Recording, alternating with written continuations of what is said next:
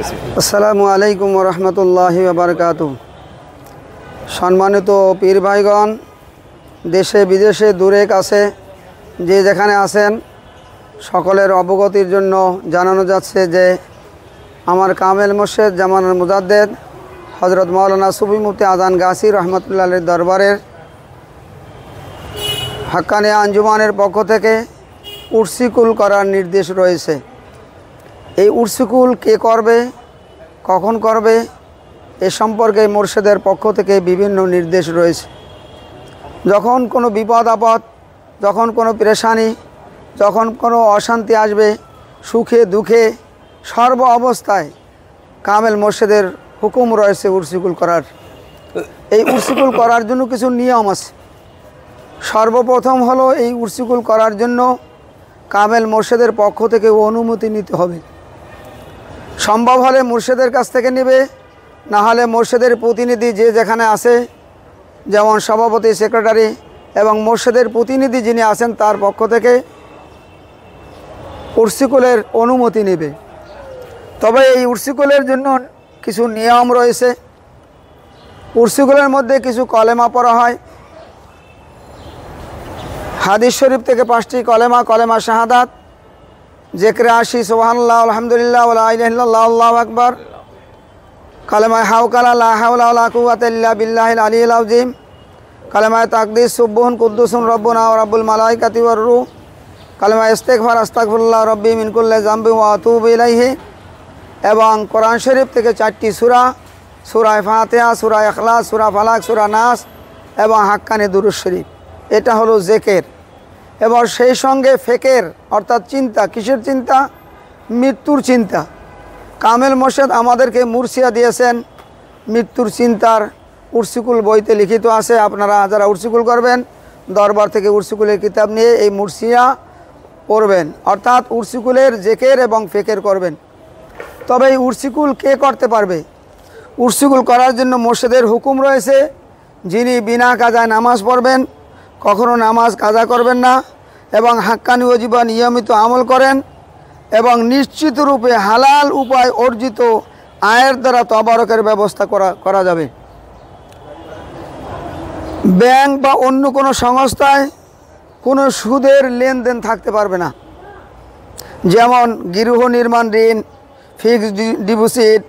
Fixed deposit, savings account, NGO, সুদযুক্ত insurance, অর্থাৎ সুদের সঙ্গে সংযুক্ত আছে এমন কোনো কাজ যে ব্যক্তি করবে, সুদের সঙ্গে যার সংস্রব থাকবে, সে তবারক দিয়ে উর্সিকুল করতে পারবে না, বিনা তবারকে উর্সিকুল করতে পারবে।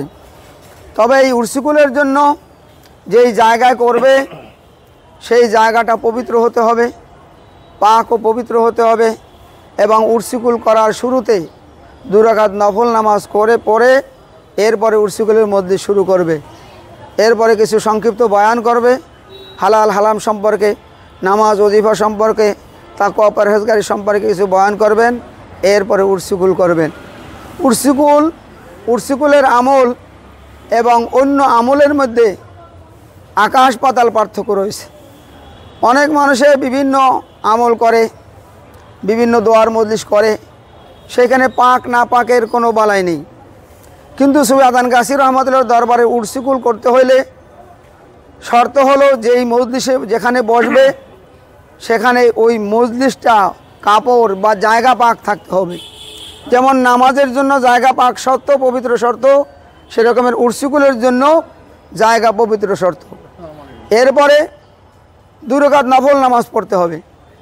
কারণ হলো উর্সিকুল মজলিসে যে ব্যক্তি বসবে সে ব্যক্তি নাপাক থাকতে পারবে না, সে পবিত্র হতে হবে।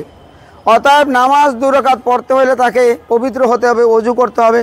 অর্থাৎ ওযুর সঙ্গে 2 রাকাত নফল নামাজ পড়ে পবিত্র বিছানায় বসে তারপরে উর্সিকুল করতে হবে।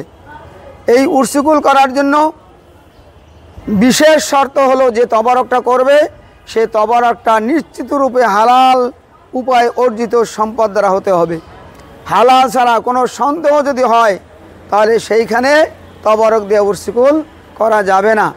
এমনকি মুর্শিদের হুকুম রয়েছে, কোনো জায়গায় গিয়ে যদি শোনা যায় যে যিনি উর্সিকুল করেছেন তার তবারক, তিনি যে তবারকের ব্যবস্থা করেছেন সেটা হালাল নয়, অর্থাৎ তিনি সুদের সঙ্গে সম্পৃক্ত আছে, হালাল উপায় অর্জিত সম্পদ দ্বারা তবারকের ব্যবস্থা করেন নাই।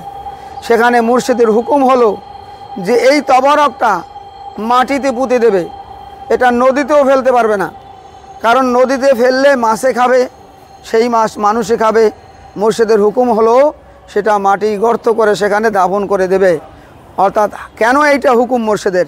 তার কারণ হলো মানুষ আল্লাহর সৃষ্টিজীব, এই মানুষকে আল্লাহ তাআলা আল্লাহর ইবাদতের জন্য সৃষ্টি করছেন।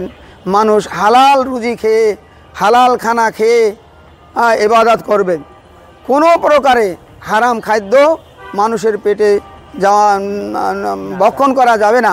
এমনকি নবী করিম সাল্লাল্লাহু আলাইহি ওয়াসাল্লাম বলেছেন, কোনো মানুষ যদি এক লোকমা হারাম খানা খায় আর ওই লোক ইবাদত করে 40 দিন পর্যন্ত তার কোনো ইবাদত, তার কোনো দোয়া, তার কালাম, তার কোনো কিছু আল্লাহর দরবারে কবুল হবে না। এমনকি কোরআনে পাকের মধ্যে নবী রসুলদেরকে আল্লাহ বলছেন, ইয়া আইয়ুহার রসুলু কুলু হালালান তয়্যিবা ওয়া আমালু সালেহা। কোরআনে পাকের মধ্যে আল্লাহ নবী রসুলদেরকে পর্যন্ত বলেছেন, হে নবী রসুলগণ, তোমরা হালাল খানা খাও, এরপরে ইবাদত করো। কিন্তু দুনিয়ার মানুষের অবস্থা এমন, আমরা ইবাদত বেশি করি কিন্তু হালালের দিকে গুরুত্ব দেই না।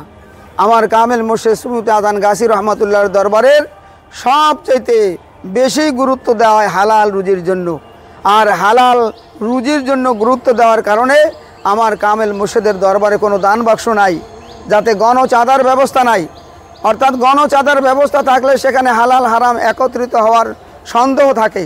সেই জন্য আমাদেরকে সকলকে হালাল খানা খেতে হবে এবং হালাল খানা খেয়ে 5 ওয়াক্ত নামাজ বিনা কাজায় পড়তে হবে।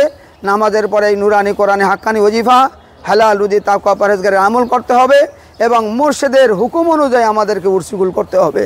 আমরা এই উর্সুগুলের তবরের একটা নিয়ম আছে, তবরকটা নিরামিষ হতে হবে। সুফি আজান গাছি রহমতুল্লাহ দরবারের হুকুম হলো যে আলু কোরমা থাকতে হবে। অন্য অন্য সে পোলাও করতে পারে, ফিরনি করতে পারে, অন্য অন্য ভাজি করতে পারে, কিন্তু আলুর কোরমা থাকতে হবে। এইটা কেন? মুর্শিদের পক্ষ থেকে এই যে নিরামিষের ব্যবস্থা, অনেক অলি আল্লাহদের জীবনীতে আছে যে এই মানুষ যখন নাকি নিরামিষ খানা খায় তখন ওই মানুষ শাহওয়াতের থেকে বাঁচতে পারে। কারণ মানুষ যখন মাছ গোশ আমিষ বেশি খায় তখন তার মধ্যে শাহওয়াত পয়দা হয়, আর শাহওয়াত মানুষকে গুনার দিকে নিয়ে যায়, আর গোনা মানুষকে আল্লাহর নাফরমানের দিকে নিয়ে যায়, গোনা মানুষকে জাহান্নামের দিকে নিয়ে যায়। সেই জন্য কামেল মুর্শিদের দরবারের হুকুম হলো নিরামিষ খানা হবে, সাধারণ খানা হবে, এমন খানা হবে উর্সুগুলের মধ্যে, এমন তবরকের ব্যবস্থা হবে যা সকল মানুষ খেতে পারে, সব মানুষ খেতে পারে এবং পরিবেশন করা সহজ হয়। কোনো মানুষের দিলের মধ্যে কোনো চিন্তা থাকে না যে অমুকরে গোশত দিল, কাউকে কলিজা দিল, কাউকে হাড্ডি দিল, এই রকমের কোনো দিলের মধ্যে কিছু থাকে না যখন মানুষ নিরামিষ তবরকের ব্যবস্থা করা হয়। অতএব ভাই মেহরবানি করে আমার মুর্শিদের দরবার থেকে আমরা হুকুম নিয়ে এবং নিয়ম নীতি মেনে হালাল উপায় অর্জিত সম্পদ দিয়ে আমরা উর্সুগুল করব। আল্লাহ পাক আমাদের সকলকে তৌফিক দান করুক। হাক্কানি দুরূদ শরীফ পড়ি। আল্লাহুম্মা সাল্লি ওয়া সাল্লিম ওয়া বারিক আলা আবদিকা রাসূলিল কারীম রহমাতুল আলামিন সাইয়্যিদানা মাওলানা নবিয়ানা মুহাম্মদ ওয়া আলা আলিহি ওয়া বাইতি আওলাদি আযরাত ওয়া আসহাবি আজমাইন কামা সাল্লাইতা ওয়া সাল্লামতা ওয়া বারাকতা আলা সাইয়্যিদিনা ইব্রাহিম ওয়া আলা আলি সাইয়্যিদিনা ইব্রাহিম ইন্নাকা হামিদুম মাজিদ। আসসালামু আলাইকুম ওয়া রাহমাতুল্লাহি ওয়া বারাকাতুহু।